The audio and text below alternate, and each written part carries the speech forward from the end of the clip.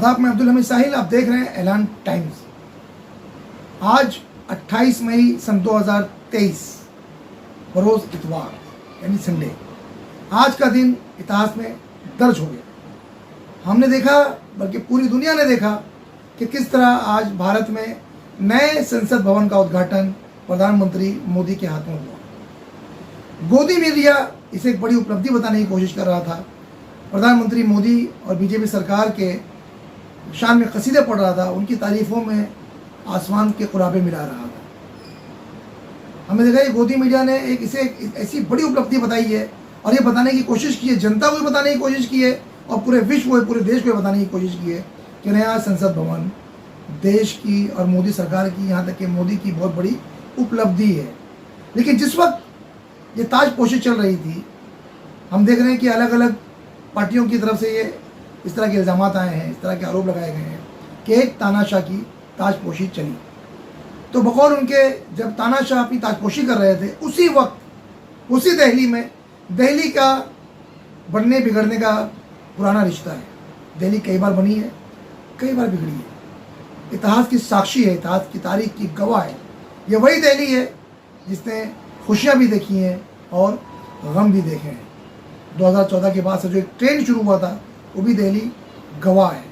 हमने देखा कि बीजेपी सरकार, यहाँ तक कि वज़ीर आज़म नरेंद्र मोदी, प्रधानमंत्री नरेंद्र मोदी ने किस तरह से 3 तलाक का मुद्दा उठाया, मुस्लिम औरतों के आज़ादी की बात की, उनके हक़ की बात की। ऐसा लगा कि मोदी मुस्लिम औरतों की आज़ादी को लेकर, उनके हक़ को लेकर बहुत फिक्रमंद है, बहुत चिंतित हैं। और आनन फानन में उन्होंने 3 तलाक का मुद्दा सदन में लाया, उसे पास भी करवा लिया। लेकिन जब वही मुस्लिम महिलाएं उसी दिल्ली में शाहीन बाग में बैठती हैं सीए और एनआरसी जैसे काले कानून के खिलाफ, तब उनके कान पर जूं तक नहीं रेंगती और ना वो उनकी सुध लेने वहाँ जाते हैं, बल्कि उस धरने को कैसे ख़त्म किया जाए इसकी पूरी कोशिश की गई। उन्हें आतंकवादी बताया गया, पाकिस्तानी वगैरह वगैरह। हमने देखा कि फिर उसी दिल्ली ने सिखों का, माफ़ कीजिए, किसान भाइयों का आंदोलन देखा। पहले मुसलमान, उनके बाद किसान। किसानों ने किस तरह से 1 साल भर नाको चने चबवाए, सरकार को झुकना पड़ा। मामला यहीं तक नहीं ठहरा, पहले मुसलमान, फिर किसान, फिर अग्निवीर के नाम पर जवान, और अब हम देखते हैं कि जवानों के साथ पहलवानों का नंबर आया। वो लड़कियां, वो पहलवान जिन्होंने पूरी दुनिया में देश का सर ऊंचा किया, देश का सीना फुलाया। हम सबको वैसे हिंदुस्तानी ये फ़ख्र महसूस कराया कि हम किसी से कम नहीं हैं।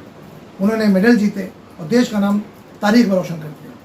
लेकिन कुछ घटनाएं उनके साथ ऐसी घटी जिसके चलते इंसाफ के लिए 36 दिनों से वो बच्चियां, देश की वो बेटियां जंतर मंतर पर धरने से में बैठी हुई थी। लेकिन आज दिल्ली के उस आसमान ने भी देखा, दिल्ली के उस लाल किले ने भी देखा, दिल्ली के जंतर मंतर ने देखा, पूरी दुनिया ने देखा कि किस तरह से गोदी मीडिया, जहां एक तरफ राग अलाप रहा था सो कॉल्ड तरक्की का, एक बड़ी उपलब्धि का, लेकिन उसी से चंद मील के फासले, चंद किलोमीटर के फासले पर, थोड़ी दूरी पर देश की उन बेटियों को जिन्होंने देश का सर ऊंचा किया था, देश का सीना फुलाया था, उनके सीनों पर आज पुलिस के बूट पड़ रहे थे। पुलिस के बूट की जद में थे। किस तरह से एक तानाशाह की फौज ने, एक तानाशाह की पुलिस ने देश की उन बेटियों को जिन्होंने देश का नाम ऊंचा किया, उन्हें किस तरह से आज घसीटा है दिल्ली की सड़कों पर, वो देखते ही बनता है। इस पर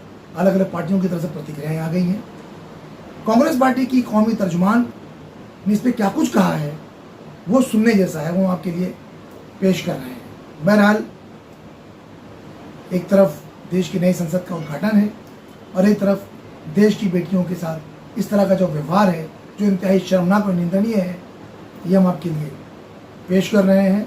देखते रहें इस तरह की खबरों के लिए हमारा चैनल ऐलान टाइम्स, क्योंकि हम आप तक सिर्फ खबरें नहीं बल्कि सच पहुंचाते हैं।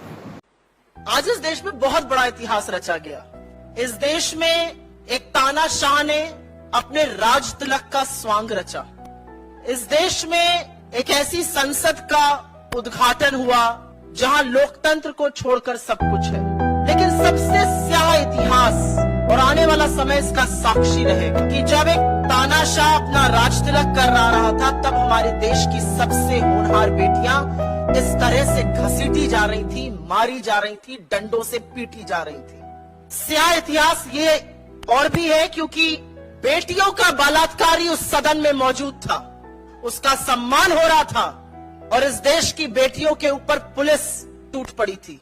इनके छातियों पे मेडल रहता है, इनकी पीठ से वो पटकनी देती हैं। उन छातियों पर आज बूट थे, पीठ पर डंडे थे और पुलिस उनको ऐसे खींच रही थी कि कोई वो दुर्दांत आतंकवादी हो।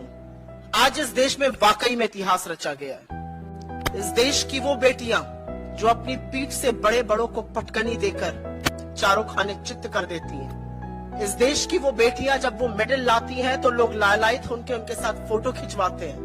उनको सड़कों पर ऐसे घसीटा जा रहा है कि वो मुजरिम हो। उनको सड़कों पर इस कदर बेइज्जत किया जा रहा है कि उन्होंने गलत किया हो।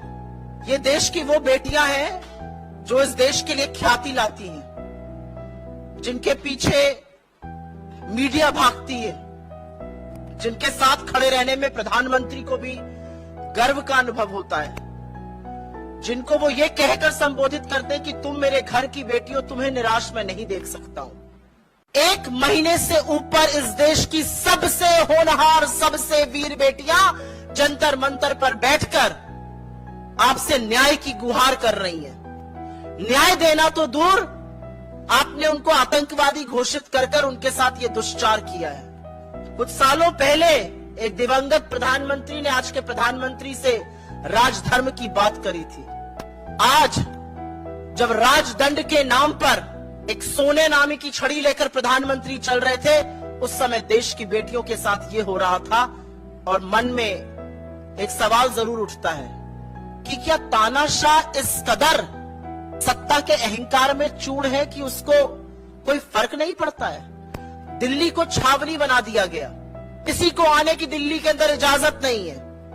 उन लड़कियों को सिर्फ घसीटकर मारा ही नहीं गया, डिटेन किया गया, उनका सामान फेंक दिया गया। मेरी कोलीग यहाँ पर है, वो आपको और विस्तार में बताएंगी कि जब महिला कांग्रेस के हमारे सहकर्मी वहां पर गए तो उन्होंने क्या विभत्स दृश्य देखा। लेकिन वो 1 महीने से न्याय की गुहार कर रही हैं और न्याय के नाम पर सिर्फ और सिर्फ सरकार की चुप्पी